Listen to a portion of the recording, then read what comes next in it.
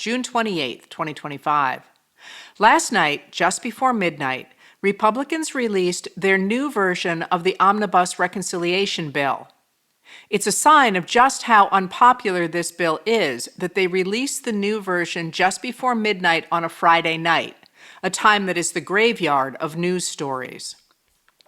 Over the course of today, the contours of the revised measure have become clearer. Democratic challenges and the Senate parliamentarian convinced Republican senators to remove policy provisions from the bill that were either especially incendiary or did not meet the rules for budget reconciliation bills. Those challenges preserved the Consumer Financial Protection Board, limited a rule that prevented states from regulating artificial intelligence, prevented the selling off of public lands, eliminated vouchers for religious schools, and so on. Despite these changes, the final measure retains its original structure. That structure tells us a lot about the world today's Republican lawmakers envision. The centerpiece of the bill remains its extension of the 2017 tax cuts for wealthy Americans and corporations, making those tax cuts permanent. The tax structure in the measure funnels wealth from the poorest Americans to the top 1%. According to Alyssa Fowers and Hannah Dormito of The Washington Post, the Senate slashed the apparent cost of the bill by using a new method to calculate the numbers. Under the traditional way of estimating the cost of a bill, the new measure would add $4.2 trillion to the national debt. But using the gimmick of ignoring the tax extensions by saying they are simply a continuation of policies already in place, the Senate claims the bill will cost $442 billion, just a tenth of what the nonpartisan Congressional Budget Office calculates. According to immigration scholar Aaron Reichlin-Melnick, the measure also provides an additional $45 billion for immigration and customs enforcement to detain migrants on top of its current annual budget of $3.4 billion. It adds $14.4 billion for transportation and removal on top of the current annual budget of $750 million.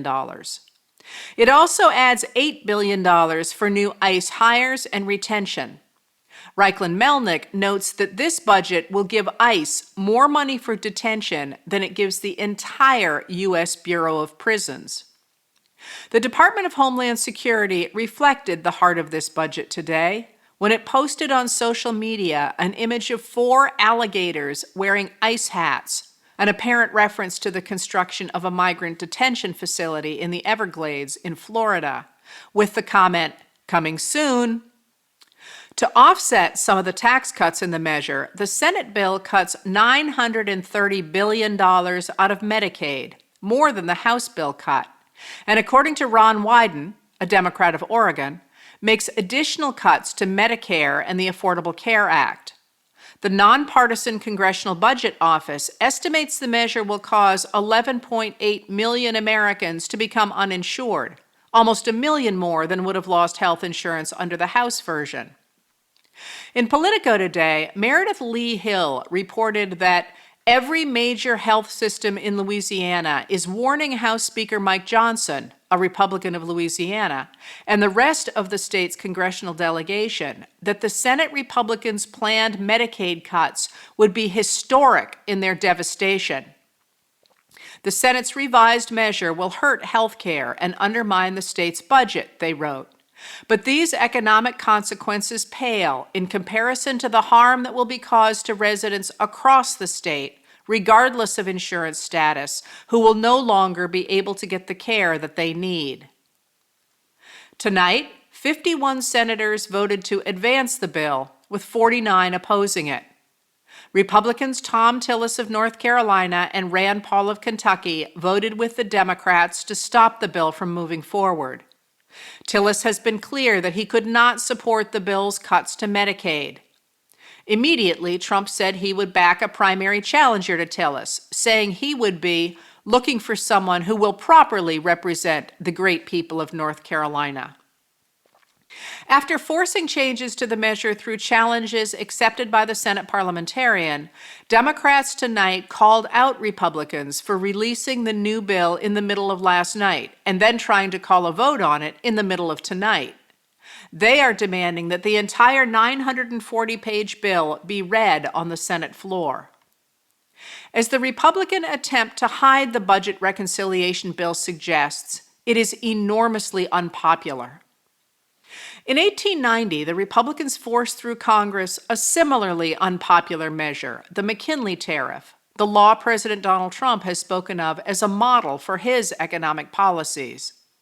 Like today's budget reconciliation bill, the McKinley tariff skewed the country's economy even more strongly toward the very wealthy, putting more money in the pockets of the richest Americans at the expense of the poorest. The McKinley tariff passed in a chaotic congressional session in May 1890, with members shouting amendments, yelling objections, and talking over one another. All Democrats voted against the measure, and when it passed in the House, Republicans cheered and clapped at their victory. "You may rejoice now," a Democrat yelled across the aisle, "but next November you'll mourn." Democrats were right. In the November 1890 midterm elections, angry voters repudiated the Republican Party, giving the Democrats a 2-to-1 majority in the House and preserving Republican control of the Senate only because 3 Republican senators had voted against the tariff. More than creating a bad midterm for Republicans, though, the fight over the McKinley tariff hammered home to ordinary Americans that the system was rigged against them. Since the 1880s, Americans had seen the rise of extraordinarily wealthy industrialists who built palaces on New York's Fifth Avenue, like Mrs. Alva Vanderbilt's, which cost more than $44 million in today's dollars. There, in 1883, she threw a famous costume ball where 1,200 guests, dressed as birds and hornets, as well as knights and famous kings and queens, including Marie Antoinette, used golden spoons at their $25,000 meal. The popular press closely followed the ball and the social competition that followed it. To workers surviving on pennies and farmers gouged by railroads, such lavish displays of wealth seemed not just outrageous, but a sign that something had gone badly wrong in American society. Surely, they thought, a democratic government should not so obviously favor the wealthy. The fight over the McKinley tariff gave opponents proof that Congress was working for the rich. In the Alliance summer of 1890, newspapers sprang up and speakers crisscrossed the plains, reminding voters that the government was supposed to treat all interests equally. The famous farmers' orator Mary Elizabeth Lease told audiences that Wall Street owns the country. It is no longer a government of the people, by the people, and for the people, but a government of Wall Street, by Wall Street, and for Wall Street. She told farmers to raise less corn and more hell. They did. In the 1890 elections, Alliance members backed Democrats who supported their cause, and they elected 44 members of Congress, 3 senators, and 4 governors, and gained control of 8 state legislatures. Members of both parties listened to the developing anger over economic injustice and shared the fears of Alliance members that democracy was collapsing under an oligarchy of industrialists. Their insistence that a democratic government should not favor any specific sector of society, but should work for the good of all, resonated with voters across parties, and lawmakers, especially younger ones eager to build a following, listened. By 1902, President Theodore Roosevelt, a Republican, was leading the demand for fair government. He called for a square deal for everyone. The Boston Globe explained, "Justice for all alike, a square deal for every man, great or small, rich or poor, is the Roosevelt ideal to be attained by the framing and the administration of the law." And he would tell you that that means Mr. J.P. Morgan and Mr. J.D. Rockefeller, as well as the poor fellow who cannot pay his rent.